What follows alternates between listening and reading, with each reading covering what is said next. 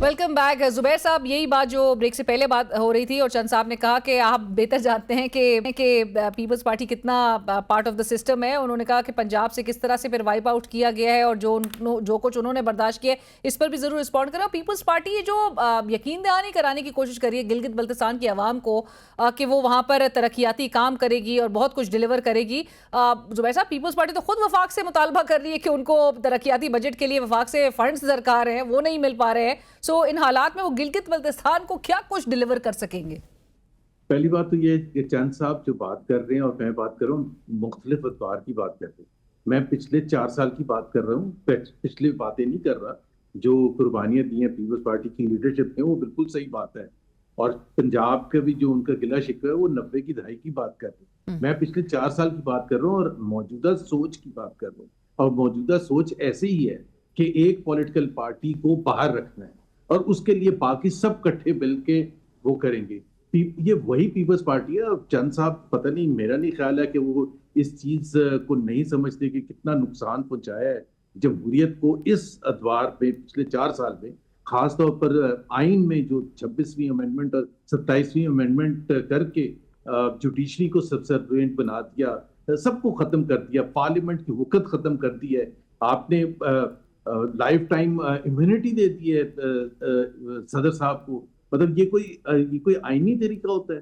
तो और ये तो खैर मैं बहुत सी चीजें कह तो 4 साल में। और फिर 2024 का इलेक्शन, 2024 का इलेक्शन ही में एक अनिला वो बना था, ये फॉर्म 47 का बयानिया बना था जो पीटीआई ने बनाया।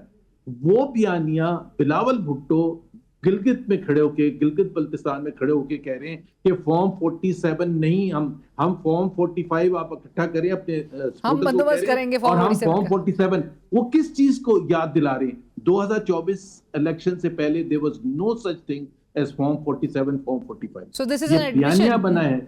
तो वो उस बयानिए को दोहरा के ही इज एक्नॉलेजिंग कि पंजाब में क्या हुआ था 2024 के इलेक्शन में, किस तरह से पीएमएलएन ने, आप उनके साथ जाके बैठ गए।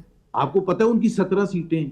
और मैं हमेशा से कहता हूं, आज भी कहूंगा कि पीपल्स पार्टी इंटीरियर सिंध में तकरीबन सही जीती है। वो एक आध 2 सीटों का तो होता है, हर एक गिला शिकवा होता है, बट प्राइमरीली उनको फॉर्म 47 नहीं इस्तेमाल करना पड़ा था जिस तरह से पीएमएलएन को करना पड़ा था। तो आप जब ये मान रहे हैं कि फॉर्म 47 एक पार्टी ने इस्तेमाल किया और वो रूल कर दिए बैठ के और सिंपल मेजोरिटी ले चुकी है, तो मेरा ख्याल है इससे ज्यादा इस मुल्क पर कितना जुल्म हो सकता है, इस मुल्क के अवाम पर, कि आप फिर भी ये चलाने की बात कर रहे हैं। और ये बिल्कुल सही, मैं कहूंगा पूरा पाकिस्तान क्या पूरी दुनिया इस चीज को एक्नॉलेज करता है। Peoples Party is part of that system. उस सोच की एक उसमें शामिल है कि ये सिस्टम को चलाना है as long as it takes. Whether 2029 में फॉर्म 47 जो 2024 में इस्तेमाल किया था उससे डबल भी गड़बड़ करनी पड़े या ना भी इलेक्शन करना पड़े। पीपल्स पार्टी वही जमात है जिसने 90 दिन में इलेक्शन नहीं होने दिया पीएमएलएन ने पंजाब में और केपी में 2022 में। So, आप कहते हैं पार्ट एंड पार्सल हैं। मैं इख्तियार साहब, absolutely part and parcel, right. इख्तियार साहब, नदीम अफजल चंद साहब अभी ब्रेक से पहले उन्होंने यही लाहौर कराची का आप गुफ्तगू सुन रहे थे, उन्होंने कहा खानदानों की तरक्की, शहरों की तरक्की और मुल्कों की तरक्की अलग होती है। इस पर भी जरूर आपका रिस्पांस मैं लूंगी। और ये फॉर्म 47 से मुताल्लिक कितना परेशान कौन है अब आप लोग के लिए इन इलेक्शंस में, ये माहौल के जहाँ पे बिलावल साहब कह रहे हो कि हम फॉर्म 47 अरेंज कर लेंगे, वो जब वो कह रहे हैं तो उसका इससे ये अखज़ जरूर किया जा रहा है कि वो सही वाले फॉर्म 47 अरेंज कर लेंगे। देखिए, बिलावल साहब का फॉर्म 47 के मुतालिक बयान देना या उस तरफ इशारा करना, ये तो ऐसा ही है कि उन्होंने अपने ही गोल में खड़े होकर अपने ऊपर ही गोल कर दिया है। पाकिस्तान तहरीक इंसाफ का बयानिया तो है, वो तो बड़ा इसके बारे में यूनिफॉर्म है कि जहां जहां से वो हारे हैं वो कहते हैं कि वो सारे फार्म 47 वाले हैं। वो अलग एक बात है कि अगर आप 2013 के इलेक्शन का रिजल्ट उठा लें तो इमरान खान साहब और उनकी जमात को वो कबूल नहीं था। 35 पंचर वाली बात और 10 हल्के खोल दो, 8 हल्के खोल दो, आरओस का इलेक्शन वगैरह वगैरह, ये इस तरह की चीजें तो वो पहले नहीं करते हैं। और अब इस बार उन्होंने फार्म 47 का कह दिया। अब वो ये सिर्फ पीएमएलएन के बारे में थोड़ी कहते हैं, वो तो बिलावल साहब के पास जो मैंडेट है उसको भी वो फार्म 47 का कहते हैं। तो मेरे ख्याल में ये गोल बिलावल साहब ने खुद अपने ऊपर ही किया और अपनी जमात के ऊपर ही किया। बाद में उनको शायद इस बात का इदराक हो या उनको समझ आ जाए। जहां तक बात है इसकी खानदानों की तरक्की, शहरों की खानदानों तरक्की। की तरक्की। तो ये देखिए, मोरूसी सियासत के मुतालिक अगर कोई बात करते हैं तो उसमें पाकिस्तान पीपल्स पार्टी का भी नाम आता है, सिर्फ मुस्लिम लीग नून का थोड़ी आता है। तो ये भी इनका जो चंद साहब है, हमारे भाई हैं, दोस्त हैं, ये मुझे समझ नहीं आ रही है पाकिस्तान पीपल्स पार्टी अपने ऊपर गोल क्यों किए जा रही है। समझ नहीं आ रही है क्या मसला क्या हो गया। एक इलेक्शन है, जीविका हो जाएगा, ये तो खत्म हो जाएगा, लेकिन मुल्क को चलाने के लिए पॉलिटिकल पार्टीज को आगे बढ़ने के लिए बैठना होगा, डायलॉग करना होगा। मुल्क के मसाइल बहुत बड़े हैं। और इख्तियार साहब, आपको लग रहा है कि बजट के भी हवाले से मुकम्मल जो इत्तेफाक है जो अब तक ताहाल पीपल्स पार्टी नून लीग में नहीं हो पाया, वो भी हो जाएगा? वो हो चुका है, उसमें कोई इतनी अच्छा। बड़ी बात नहीं है, और अगर कोई थोड़ी बहुत रहती भी है वो भी दूर कर दी जाएगी। वो जुबैर साहब और यही कह रहे political थे, जुबैर साहब parties यही हैं, पॉइंट उनकी- अपना प्रूव करना चाह रहे थे कि देखिए- दे आर अलाइंड। नहीं देखिए, नहीं वो ये अलाइन की क्या बात है, ये तो नहीं, उनका जो बड़ा सियासी उनका जमात सख्त मौकिफ है, चाहे बीएसपी से जुबैर लेकर साहब सुबह- छोड़ देंगे। जुबैर साहब के बयानात जो है वक्त के साथ साथ बदलते रहते अभी हैं। आप उनकी उनके तारीफ ख्याल- कर रहे थे ब्रेक से पहले, उन्होंने लाहौर की तारीफ की। तो पहली बार उनके मुंह से कई पता नहीं बरजस्ता निकली, ये कोई दानिस्ता निकली या गैर दानिस्ता कोई अच्छी बात निकली, मैंने तारीफ कर दी। आपको क्यों बुरा लग रहा है? नहीं, बिल्कुल बुरा नहीं लग रहा, लेकिन मैं आपसे पीपल्स पार्टी की पोजीशन से मुतालिक सवाल कर रही थी कि महज हमें फिर अभी तक जो मौकिफ उनका नजर आ रहा है वो दिखावा ही समझे फिर हम, किसका? पीपल्स पार्टी का बजट को लेकर? नहीं, ये बात भी नहीं है, मैं दिखावा भी इसको नहीं कहूंगा। वो पॉलिटिकल पार्टी है, उनका अपना नजरिया है। ठीक। कुछ चीजों पर उनका इख्तिलाफ हो सकता है जो उनका जमहूरी बुनियादी हक है, ठीक। वो इख्तिलाफ रख सकते हैं, और उनका मशवरा हमारे लिए जरूरी है। हम चूंकि ड्राइविंग सीट पर बैठे हुए हैं तो उनका मशवरा लिए बगैर हम भी आगे नहीं बढ़ सकते।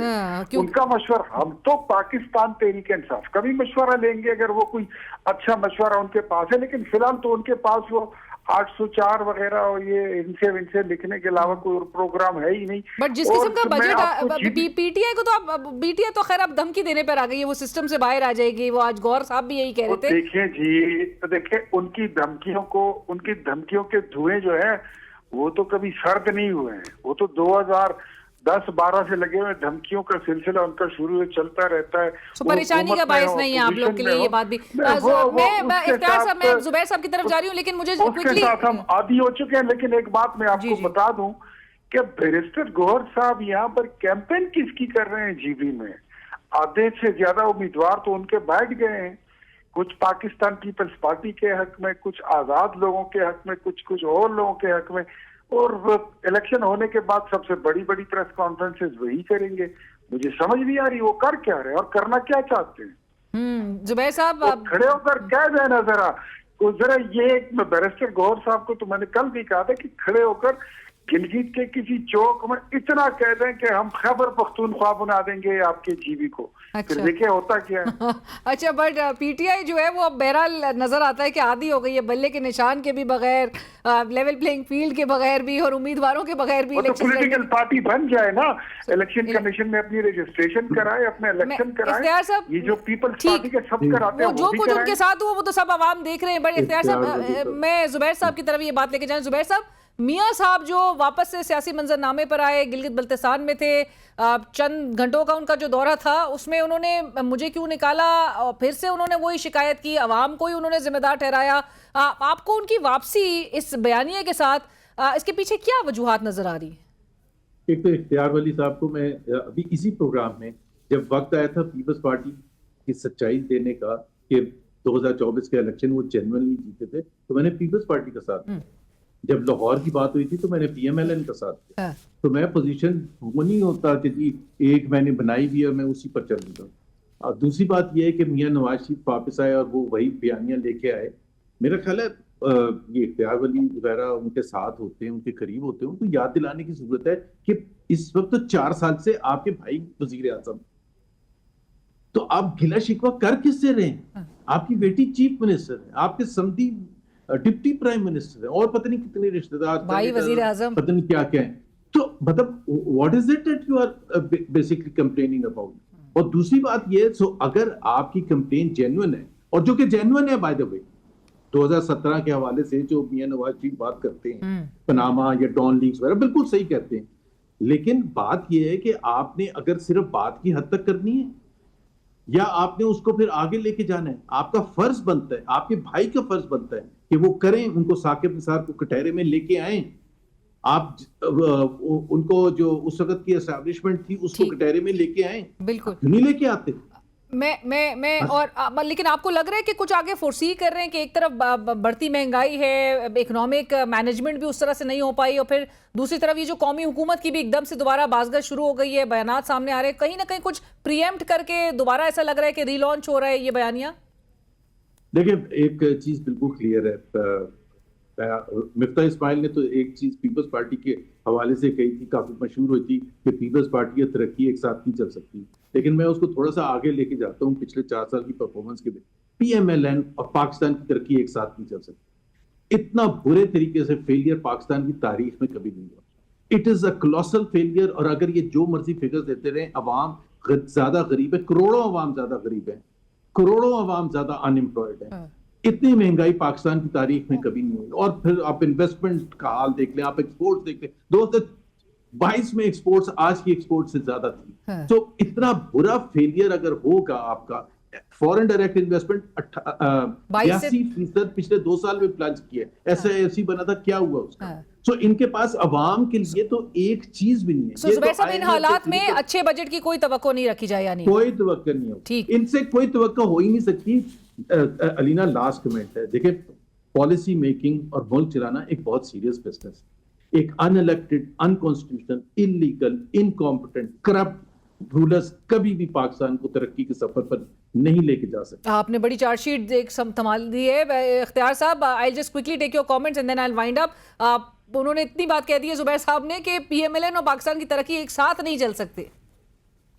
देखिए, वो मुझे मीर का वो शेर याद आ रहा है जुबैर साहब की बातें सुनकर के बात एक आप पर नहीं आती, वक्त के साथ ख्यालात भी बदल जाते हैं, लोग भी बदल जाते हैं। अब शेरो शायरी पर मामला आ गया तो मियां नवाज शरीफ साहब की जितनी खूबियां थी, वो जितने शहबाज शरीफ की बात कर रहा हूँ, शब्द मध्य के साथ और तफसील के साथ और बड़े प्यार के साथ और बड़े ही सलीके के साथ बयान किया करते थे हमारे भाई जुबैर साहब। बट जुबैर साहब, एक बात पूछ रहे हैं आपसे इख्तियार साहब कि ये मियां साहब को किसके खिलाफ वो चार्जशीट कर रहे हैं? 4 साल से तो आपकी हुकूमत है, फिर भी वो तरक्की पे सवाल उठा रहे हैं। मियां साहब किसी को चार्जशीट नहीं कर रहे। उन्होंने कहा तरक्की का कोई काम नहीं हो, बड़े मेजरली डिसअपॉइंट हुए थे गिलगित जाके। असल में इनफैक्ट इसमें कोई शक नहीं है कि जो मियां नवाज शरीफ ने इस मुल्क को दिया है, उसकी कोई मिसाल नहीं मिलती। चाहे वो एटमी धमाकों की शक्ल हो, चाहे वो रोड इंफ्रास्ट्रक्चर हो, चाहे वो मोटरवेज हो, चाहे वो दिफाई साजो सामान हो। इख्तियार साहब, इससे ये अखज़ किया जाए कि अगर वज़ारत उज़्मा के मनसब पे मियां साहब नहीं होंगे, चाहे उनके भाई भी हो, तो तब मुल्क तरक्की नहीं करेगा। नहीं, ऐसी कोई बात उन्होंने नहीं की। उन्होंने बाकायदा ये कहा है कि मैं शहबाज शरीफ साहब को बोलूंगा कि गिलगित बल्तिस्तान के लिए इलेक्ट्रिकल व्हीकल भेजे, बसें भेजे। मैं कहूंगा शहबाज शरीफ साहब की यहाँ पे इस एयरपोर्ट को, तमाम दोनों एयरपोर्ट वो चार्जिंग बड़ा मुश्किल हो जाएगा, इलेक्ट्रिक व्हीकल्स की चार्जिंग बड़ी मुश्किल हो जाएगी उस रीजन में। मियां साहब खुद तस्लीम कर रहे थे, वो बिलावल साहब भी मेरे ख्याल में आपको अलीना थोड़ा सा, अगर आप सखावत से काम लें तो आप तो खुद जीबी से ताल्लुक रखती हैं। तभी बोल रही हूँ मैं सर, हमारे जितनी बिजली हमारे दौर में आपके जीबी में अवेलेबल थी, क्या किसी दौर में उसकी मिसाल मिलती है? सिर्फ वो एहसन इकबाल साहब ने कहा ना 200 मेगावाट जो है वो ऐड करना तो बाएं हाथ का खेल था, तो उसमें बिलावल साहब ने सवाल किया कि बाएं हाथ का खेल था तो रोक कौन रहा था आप लोगों को काम करने से? नहीं, ऐसे देखिए, वो बिलावल साहब जो है ना, वो उनकी एक सियासी तकरीर थी, उन्होंने जलसा भी करना था। अब वहां पे वो हम कहते हैं सियासी तकरीर से बाहर निकल के एटलीस्ट डिलीवर करें ना रीजन को। जो उनको कहना चाहिए था वो कह नहीं पाए, वो कह नहीं सके, वो अपना विजन दे नहीं सके। एहसन इकबाल साहब ने यहाँ पर बिजली के मंसूबे लगाए भी हैं। आपके ख्याल में क्या कहना चाह रहे थे इख्तियार साहब बिलावल साहब? आप क्यों मुझे चंद साहब से, बिलावल साहब से लड़ाना चाहती हैं? ये कल परसों इलेक्शन खत्म हो जाएगा, लेकिन बिलावल फिर साहब साथ जो है। हैं, वो जुबैर मैंने साहब वाली बिलावल बात। साहब को देखा है कि बड़े मजे ले लेकर वो हंस के तकरीर कर रहे थे, लेकिन हमारी कैंपेन को देखकर उसका तस्करा करते हुए वो साथ साथ आपदीदा भी हो गए। अच्छा, चले thank you so much Zubair साहब, बहुत शुक्रिया आपका भी वक्त का। इख्तियार वली साहब, thank you so much for joining us. Nadeem Afzal Chand साहब का भी बहुत बहुत शुक्रिया। और इसी के साथ ही प्रोग्राम में वक्त हुआ एक ब्रेक का, हमारे साथ रहिए।